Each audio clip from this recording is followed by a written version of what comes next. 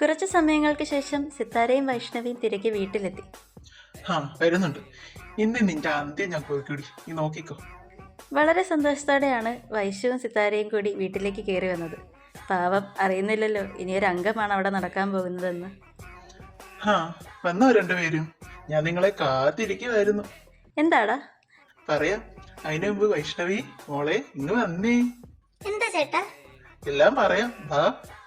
അവന്റെ സംസാരത്തിൽ എന്തോ ഒരു വശവശകുണ്ടെന്ന് അവക്ക് മനസ്സിലായിരുന്നു. ദൈവമേ, ഇനി ഇങ്ങനെ അറിഞ്ഞോ ഞാൻ ആരാണെന്ന്? എന്താ ചേട്ടാ എന്നാ വിളിച്ച്? ഞാൻ എന്തിനാ വിളിച്ചെന്ന് മോക്ക് മനസ്സിലായില്ലേ? ഇല്ല. പറഞ്ഞുതരാം. ഹലോ, അഭിയേട്ടനല്ലേ? അഭിയേട്ടനോ? ആരാ കൊച്ചേ നീ? അതൊക്കെ പറയാനേ, ചേട്ടനെ എനിക്ക് ഒത്തിരി ഇഷ്ടമാണ്. എന്നെയോ? അതിന് നീ ഏതാ കൊച്ചേ? അപ്പോഴാണ് അബിയുടെ അമ്മ സിത്താര വന്നത്. അവനോട് പഠിക്കാൻ പറഞ്ഞിട്ട് അവൻ ഫോൺ കയ്യിൽ പിടിച്ച് കളിച്ചോണ്ടിരിക്കുന്നത് കണ്ടിട്ട് സിത്താര അവൻ്റെ കയ്യിൽ നിന്ന് ഫോൺ തട്ടിപ്പറിച്ച് വാങ്ങിച്ചു. ഡാ, നിന്നോട് ഞാൻ പഠിക്കാനല്ലേ പറഞ്ഞത്? അപ്പോഴാണ് വൈഷ്ണവി മറുഭാഗത്തായി പറഞ്ഞുകൊണ്ടിരിക്കുന്ന കാര്യം സിത്താര കേൾക്കുന്നത്. അമ്മ വന്നോ ചേട്ടാ? നാളെ സ്കൂളിൽ വെച്ച് കാണാട്ടോ. ശരി, ബൈ. ചേട്ടൻ വരണേ, ഞാൻ കാത്തിരിക്കും. അവൾ ഫോൺ കട്ട് ചെയ്തു. ആരാടാ ഇവള്? അമ്മേ, എനിക്കറിയില്ല. അറിയില്ലേ? സ്കൂളിൽ കാത്തിരിക്കുമെന്ന്. അമ്മേ, എനിക്കറിയാൻ പാടില്ല. നിനക്കറിയില്ലേ? പിന്നെ എങ്ങനെയാടാ അവള് നിന്റെ പേര് വിളിച്ചേ? അതും അഭിയേട്ടാ എന്ന്. അവന്റെ പ്രേമം. എടാ, നീ മൊട്ടേന്ന് ഉരിഞ്ഞിട്ടുണ്ടോ? അമ്മേ, അങ്ങനൊന്നും അല്ല. എങ്ങനൊന്നും അല്ല, നിനക്ക് നല്ലത് കിട്ടാത്തതിന്റെ കുഴപ്പമോ? അവളുടെ സർപ്രൈസ് കൂടിപ്പോയോ ചേട്ടാ? ഇല്ലടി, കുറച്ച് കുറഞ്ഞെങ്കിലേ ഉള്ളൂ. അന്ന് അമ്മ എന്നെ പത്തക്കൊന്നിൽ വെച്ച് അടിച്ചേ. അല്ല, കൊന്നപ്പത്തിൽ. ഇപ്പൊ ശരിയായി. എന്താണെങ്കിലും എന്താ, അടിച്ചില്ലേ? അതിന്റെ വേദന എനിക്ക് എപ്പോഴും മാറിയിട്ടില്ല. അന്ന് തൊട്ട് ഓങ്ങി വെച്ചേക്കുവാ നിന്നെ ഞാൻ. എന്നിട്ട് തിരിച്ചു വിളിച്ചപ്പോ എന്നെ ബ്ലോക്ക് ആക്കിട്ട് പോയേക്കുന്നു ലേഡി. അത് പിന്നെ ചേട്ടാ, അപ്പോഴത്തെ ഒരു സാഹചര്യത്തിന്. മിണ്ടരുത് നീ, ഇനി ഒരു അക്ഷരം മിണ്ടരുത് നീ. പിന്നെ നീ ആരാണെന്ന് അറിയാൻ വേണ്ടി ഞാൻ ട്രൂ കോളർ എടുത്ത് പേര് നോക്കി. അപ്പൊ നിഷാന്ന് കിടക്കുന്നു. എന്നിട്ട് നിഷ എന്ന പേര് ഞാൻ ആ സ്കൂള് മൊത്തം അന്വേഷിച്ചു. പിന്നെയാ മനസ്സിലായേ അത് നിന്റെ അമ്മയാണെന്നും വിളിച്ചത് നീയാണെന്നും. അപ്പൊ കോഴിയാണല്ലേ? കോഴി നിന്റെ മറ്റവനടി, കൊരങ്ങച്ചി. വിളിച്ചോണ്ടല്ലോ. എന്നാ നോക്കി ഇഷ്ടപ്പെട്ടില്ലേ? എന്നാ ഞാൻ ഇനിയും വിളിക്കടി, കൊരങ്ങച്ചി. കൊരങ്ങച്ചി നിങ്ങളുടെ മറ്റവള്. എന്റെ മറ്റവളെ പറഞ്ഞാണല്ലോ. അതിന് മറ്റവളുണ്ടോ? ഇല്ല. പിന്നെന്താ? അതല്ലല്ലോ ഇവിടുത്തെ വിഷയം. നീ എന്തിനാടി അന്ന് എന്നെ വിളിച്ചിട്ട് അങ്ങനൊക്കെ പറഞ്ഞേ?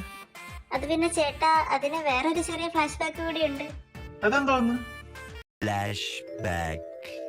നിഷ സിത്താരയെ ഫോൺ വിളിച്ചുകൊണ്ടിരിക്കുകയായിരുന്നു. എടി സിത്തു, നമ്മളെപ്പോഴും ഇതുപോലെ കൂട്ടായിരിക്കണം. ഒരിക്കലും നമ്മൾ വിട്ടുപോകില്ലേ. നമ്മളങ്ങനെ പിരിയോടി. സിത്താരയുടെയും നിഷയുടെയും സംസാരം മുറിയിലിരുന്ന് കേട്ടുകൊണ്ടിരിക്കുകയായിരുന്നു വൈഷ്ണവി. എടി സിത്തു, ഞാനൊരു കാര്യം പറയട്ടെ? എന്താടി, പറ. നമ്മൾ പിരിയാതിരിക്കാൻ എൻ്റെ ഒരു ഉഗ്രൻ ഐഡിയ ഉണ്ട്. എന്താടി? എൻ്റെ മോളെ നിന്റെ മോനെ കൊണ്ട് കെട്ടിച്ചാൽ പോരെ? അത് നല്ല ഐഡിയ ആണല്ലോ ഡി നിഷേ. അയ്യേ, അങ്ങനെ കൊണ്ട് എന്നെ കെട്ടിക്കാനാണോ? ഈ അമ്മയ്ക്ക് വേറെ പണിയൊന്നും ഇല്ലേ? അമ്മയ്ക്ക് എങ്ങനെ മനസ്സ് വന്നു എന്നെ ആ മണ്ടനെ കൊണ്ട് കെട്ടിക്കാൻ? ഞാൻ അവരുടെ മോള് തന്നെയല്ലേ. ഇങ്ങനെ പോയാ ഇവരെ തമ്മിൽ ഞാൻ പിരിക്കും. ഞാൻ ആദ്യം സിത്താരാന്റെ വിളിച്ചിട്ട് അമ്മയുടെ പൊട്ടത്തരത്തിന് വളം വെച്ച് കൊടുക്കല്ലെന്ന് പറയാൻ വേണ്ടിയാ ഫോൺ എടുത്ത്. അപ്പൊ അതിൽ നിങ്ങളുടെ നമ്പർ കിടപ്പുണ്ടായിരുന്നു. അപ്പൊ പെട്ടെന്ന് തോന്നിയൊരു ഐഡിയ ചേട്ടനെ വിളിച്ച് അങ്ങനൊക്കെ പറയാന്ന്. അതിന് ഞാൻ നിന്നോട് എന്ത് തെറ്റാടി ചെയ്തേ? അത് പിന്നെ ചേട്ടാ, അതാകുമ്പോ ചേട്ടൻ എന്നെ കെട്ടില്ലല്ലോ, ആ പെണ്ണിനെ തപ്പി പൊക്കോളുമല്ലോ എന്നോർത്തു.